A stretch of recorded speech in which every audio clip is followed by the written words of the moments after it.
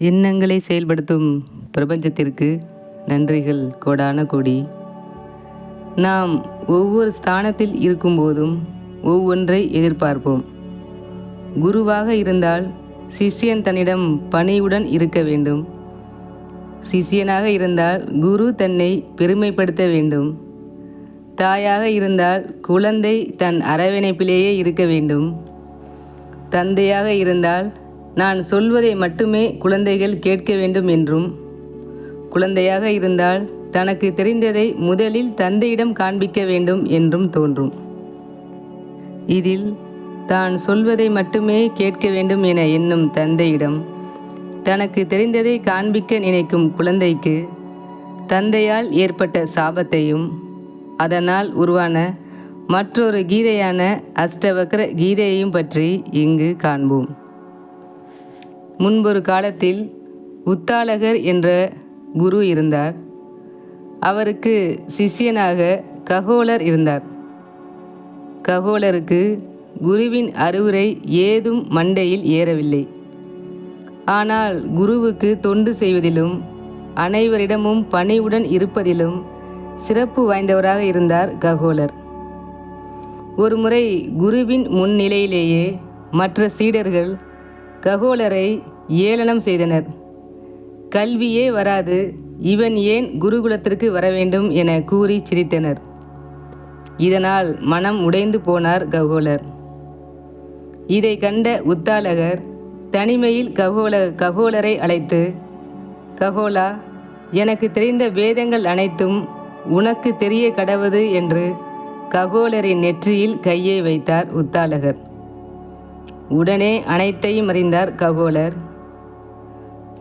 கோடீஸ்வரன் ஒரு தந்தை தன் கஷ்டப்பட்டு சம்பாதித்த சொத்துக்கள் முழுவதையும் ஒரு வினாடி நேரத்தில் தன் பிள்ளைக்கு மாற்றி விடுவது போல உத்தாலகர் தன் சிஷ்யனுக்கு ஒரே நிமிடத்தில் தான் கற்ற கல்வி அனைத்தையும் வழங்கினார். அதோடு நிறுத்தவில்லை அந்த குரு. தன் சிஷ்யனுக்கே தன் மகளையும் திருமணம் செய்து கொடுத்தார். சில நாட்கள் அழகாக நகர்ந்தது. ககோலர் குருவாக ஆனார். பல சிஷ்யர்களுக்கு பாடம் சொல்லிக் கொடுத்தார். ககோலரின் மனைவி கர்ப்பமாக இருந்தாள். அதனால் கருவில் இருக்கும் குழந்தையும் பாடம் கற்க வேண்டும் என எண்ணிய ககோலர் தன் மனைவியையும் பாடசாலைக்கு வர கேட்டுக்கொண்டார். அதன்படி அவரும் தினமும் வருவாள். ஒரு நாள் ககோலர் தன் சீடர்களுடன் கருவில் இருக்கும் தன் குழந்தைக்கும் சேர்த்து பாடம் எடுத்து கொண்டிருந்தார். அப்பொழுது அவரது உச்சரிப்பில் தவறு ஏற்பட்டது. இதை கேட்டுக்கொண்டிருந்த அவரது குழந்தை கருவிலேயே பேசியது. தந்தையே, நீங்கள் கூறுவது தவறு என்றது. சொன்னது தன் மகனாக இருந்தும் கூட ககோலரால் அதை தாங்கிக் கொள்ள முடியவில்லை. பல சீடர்கள் முன் இன்னும் பிறக்கவே இல்லாத குழந்தை தன்னை அவமானப்படுத்திவிட்டதே என எண்ணினார் ககோலர். கர்ப்பத்தில் கை கால்கள் முடங்கி கிடக்கும் போதே நீ இப்படி என்னை குறை பேசுகிறாயா? வக்ரமாக பேசிய நீ 8 விதமான வக்ரங்களுடன் பிறப்பாய் என சாபம் கொடுத்தார். கரு வளர்ந்தது. ஒரு முறை ககோலரின் மனைவி, நீங்கள் யாரிடமும் தட்சணை ஏதும் பெறுவதில்லை, இனியும் இப்படி இருக்க முடியாது, பிரசவத்திற்கு பணம் வேண்டும். ஜனக மகாராஜா அரசவையில் ஒரு போட்டி நிகழ்கிறது. அங்கு பாண்டி என்கிற அறிஞர் கேட்கும் கேள்விகளுக்கு பதிலளித்தால் பரிசாக பொற்காசுகள் வழங்குகிறார்களாம். நீங்கள் அங்கு சென்று வாருங்கள், அந்த பொற்காசுகள் நம் வறுமையை போக்கும் என்றாள். ககோடரும் அரண்மனைக்கு சென்றார். ஜனக சபை நடந்து கொண்டிருந்தது. ஆனால் இதில் தோற்பவர்கள் தண்ணீரில் மூழ்கடிக்கப்படுவார்கள். வாதம் தொடங்கியது. பல கேள்விகளுக்கு பதிலளித்த ககோடர் இறுதியில் ஒரு கேள்விக்கு பதில் கூற முடியவில்லை. இதனால் தண்ணீரில் மூழ்கடித்து கொல்லப்பட்டார். இங்கோ ககோடரின் மனைவிக்கு குழந்தை பிறந்தது. தந்தையின் சாபத்தால் 8 கோணல்களுடன் பிறந்தது குழந்தை. அதனால் அவர் அஷ்டவக்ரர் என அழைக்கப்பட்டார். அஷ்டவக்ரர் வளர்ந்தார். தனது 10வது வயதில் தன் தந்தையின் மரணம் பற்றி அறிந்தார். ஜனகரின் அரண்மனைக்கு சென்று பாண்டியுடன் விவாதம் செய்ய அஷ்டவக்ரர் முடிவு செய்தார். ஆனால் பாண்டியுடன் விவாதம் செய்ய யாரும் முன்வராத காலம் அது. தோற்றால் தண்ணீரில் மூழ்கி இறக்க வேண்டும். அஷ்டவக்ரர் அரண்மனைக்கு வந்தார். சிறுவன் என்பதால் அவரை உள்ளே அனுமதிக்கவில்லை காவலாளிகள். தான் விவாதத்திற்காக வந்துள்ளேன், என்னை உள்ளே அனுமதியுங்கள் என்றார். அனைவரும் கேலி செய்தனர். உன் உடலையே நேராக வைத்து நிற்க முடியவில்லை, நீ விவாதம் செய்ய போகிறாயா என்றனர். அதற்கு அஷ்டவக்ரர், மூடர்களே, ஊனம் உடலுக்கு இருப்பது பிரச்சனை அல்ல, உள்ளத்தில் இருந்தால்தான் பிரச்சனை என சிரித்தார். இதை அறிந்த ஜனகர் அவரை உள்ளே வர அனுமதித்தார். உள்ளே வந்த அஷ்டவக்ரர் பாண்டிக்கு சவால் விடுத்தார். வாக்குவாதம் தொடங்கியது. அனைத்து கேள்விகளுக்கும் பதிலளித்தார் அஷ்டவக்ரர். இதை பார்த்து திகைத்து போனார் ஜனகர் மகாராஜா.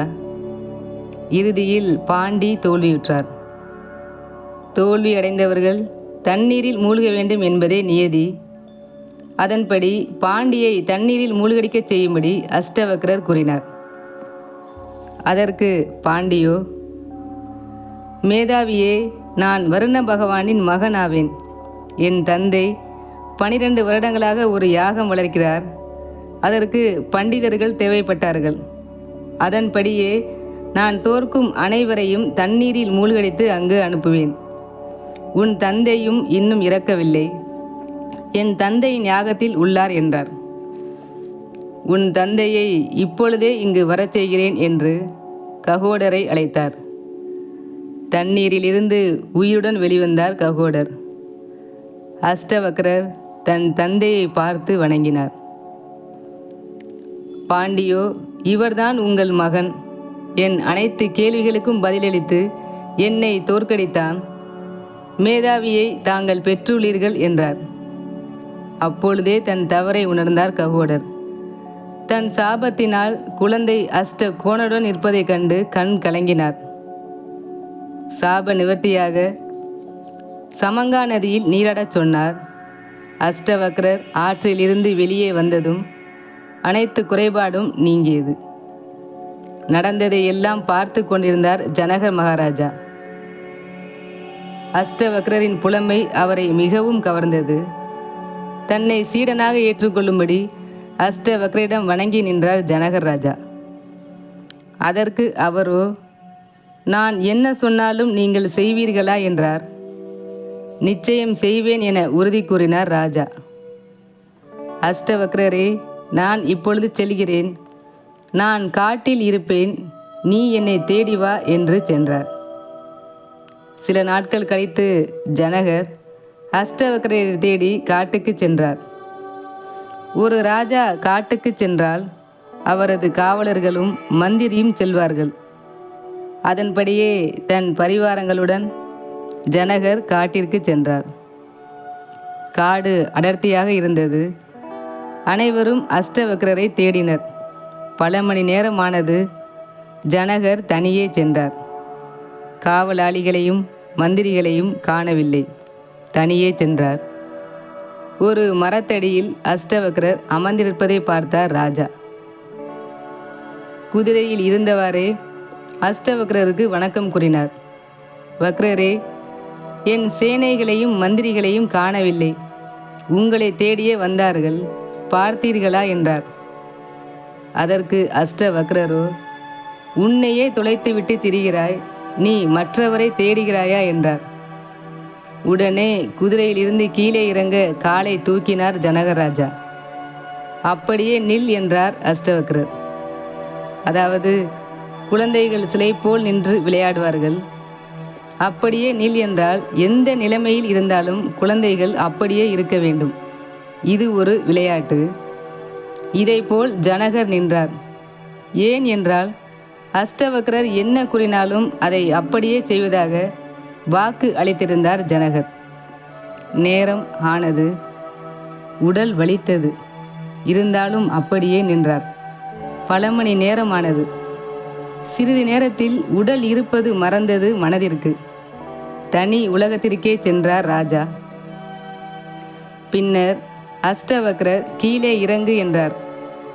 ஜனகர் கீழே இறங்கும்போது ஞானத்தை பெற்றது போல் உணர்ந்து இறங்கினார். அன்று முதல் அஷ்டவக்ரரின் சீடரானார் ராஜா. ஜனகருக்கு அஷ்டவக்ரர் செய்த உபதேசமே அஷ்டவக்ர கீதை என்று அழைக்கப்படுகிறது. பகவத்கீதை போல் அஷ்டவக்ர கீதையும் சிறப்புகள் கொண்டது ஆகும். ஒரு பாடல் உள்ளது, நான் பிறந்த காரணத்தை நானே அறியும் முன்னே நீயும் வந்து ஏன் பிறந்தாய் செல்வ மகனே என்று. அப்படி இருக்க நம்மை பற்றியே நாம் அறியாமல் இருக்கும்போது நம் குழந்தைகள் இப்படித்தான் இருக்க வேண்டும் என வற்புறுத்த வேண்டாம். குழந்தைகளுக்கு ஞானத்தை மட்டுமே வழங்குவோம், சாபத்தை ஒருபோதும் கொடுக்க வேண்டாம். அப்படி செய்தால் நீங்கள் சொல்வதை உங்கள் குழந்தைகள் கட்டாயம் செய்வார்கள். வாழ்க வளமுடன். நன்றி.